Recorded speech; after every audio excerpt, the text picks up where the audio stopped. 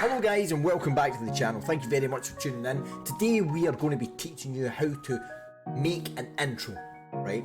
Or an outro, if it doesn't make any difference, it's kind of the same thing. How often have you been sitting scratching your head trying to figure out how these guys make these really professional looking intros and outros? Well, I have found a very easy way for you to actually be able to create one yourself that makes it yours. Let's get in there.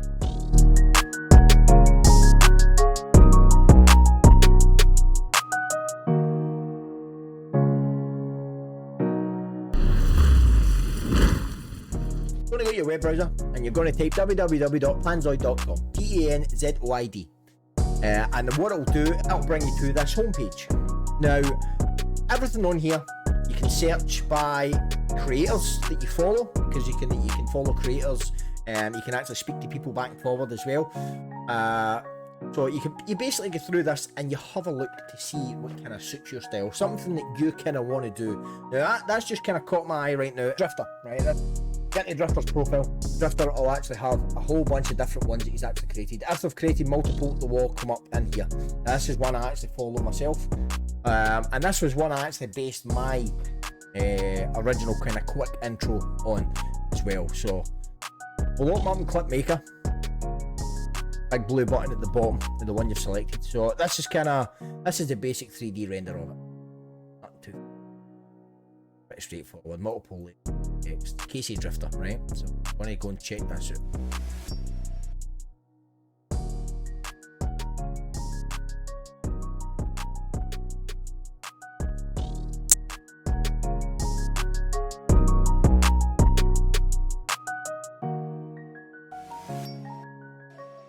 So look, we're at there.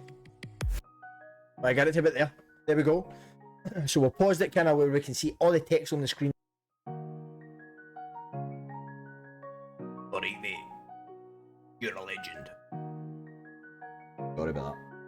Now, what we're going to do, we're going to go to this three-dimensional box down here. The different options here. Now, we've got group Drifter. Now, Drifter, that's how you change the actual text itself, right? So we're going to get in here and we're going to go limitless. But I want it on caps, I don't want it caps. There we go, that's the first one. Second one, this will be the second render. There's number 2. Now you can actually get kind of creative like this. I mean, you could have the very back layer saying one thing, and for example, my name on Twitch is Limitless86. So I could have the Limitless sitting like that, and I could have that rear piece saying 86, which would be a pretty good idea. Let's try that now. Let's see how that looks. Now we can actually change the size, right? So do something like this. You know what I mean? They don't, but it doesn't look as good, right? But what we'll do is we'll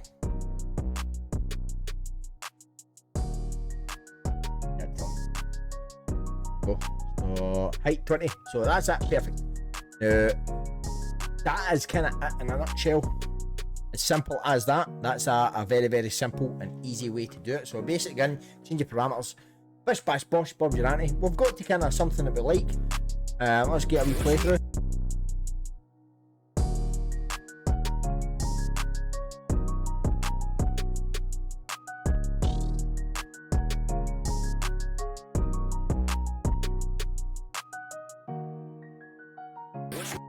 Right, fantastic. Right, so we've done kind of stage 1, right?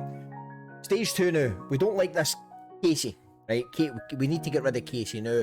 I'm going to go with my 86. You could have anything at all, or you could actually just delete it completely. It's entirely up to yourself. But we'll change this to 86, right? And then we'll go and do the same with this one, 86. There we go. Now what we're going to do, we're going to increase this size. We make it kind of, make it 30. Make it 30. And we'll make this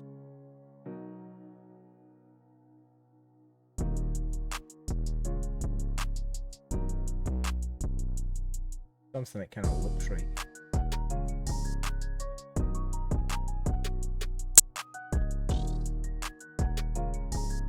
Yeah, sometimes it just takes a wee bit of...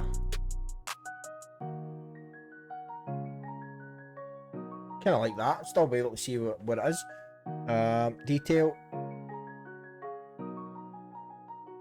Now some of these things you may want to kind of just kind of move up and down a wee bit, kind of see what kind of changes you make, because it affects every template differently depending on kind of what the creator has actually done. What we're going to do, we're going to change the position there. So my name is Limitless86. My 86 should be in the bottom. We've got to change this to down to the bottom. Right, so we'll go position here. Right, move this in the bottom here. Right, and then we're going to do the same for this top gradient. Kind of mix up like that. I kind of want to try and get the thickness, because I think they've only done this in 2 layers and not 3, not the same as kind of what they've done with the top.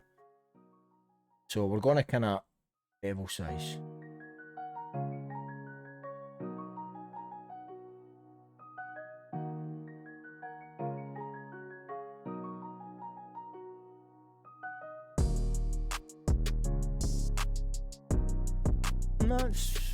Let's see if we can kind of bring that light back through a wee bit.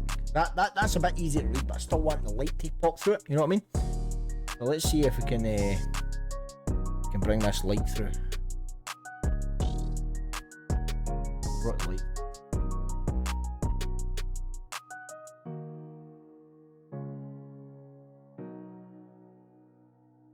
Let's go back to the other 86. Let's see if we can kind of just neaten it up so that it actually looks kind of clean, quite similar to the other ones.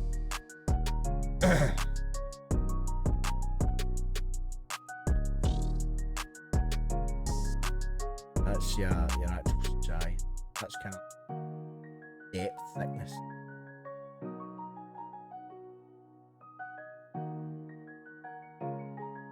And there we go. So we've kind of made it look almost identical. 86 is very, very clear to see now. You can actually read what it says.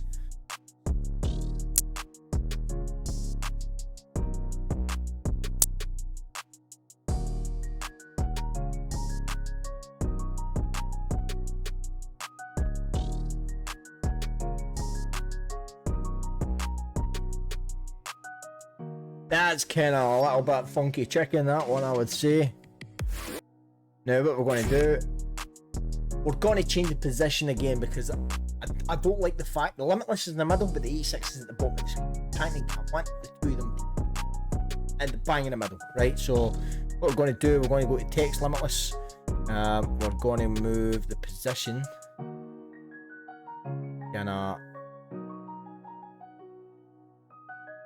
Limitless is bang on in the middle, innit?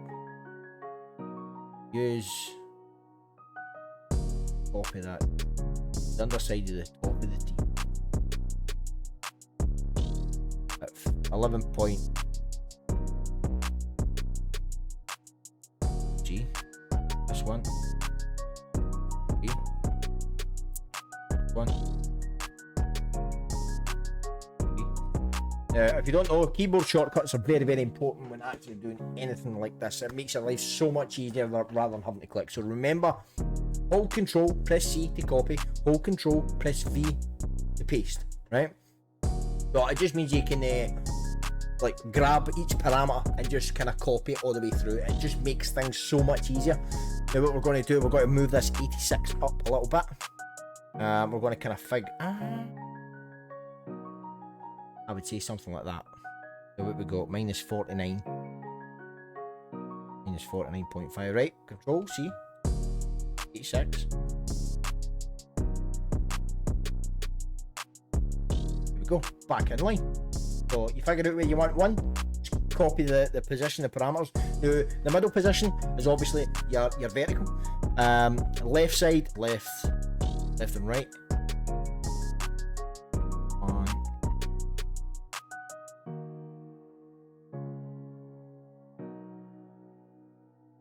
And then this side of depth, bring it forward.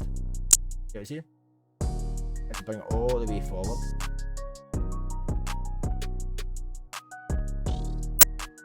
going to just change kind of how it actually looks.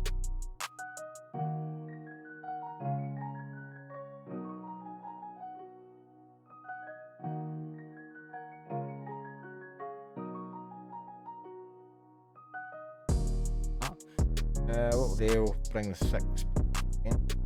Move this.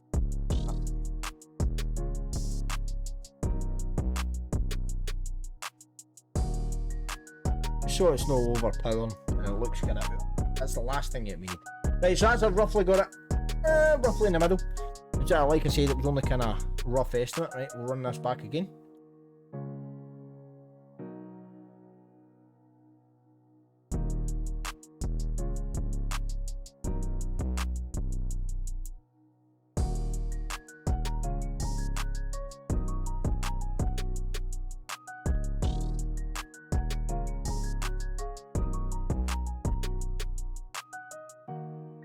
That actually looks pretty good.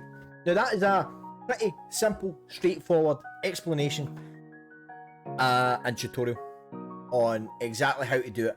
Once you're finished with this, you'll click this wee arrow. Now you can get the different qualities, right? I always go for extreme quality or good quality, one of the two. I've never really had any problems with it. So we'll go good quality. Now you've got two different format options here, right? You've got MKV and WebM.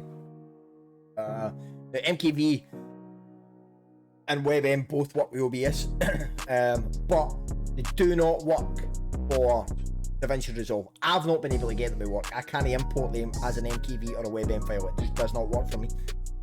So what I had to do was I had to then convert the file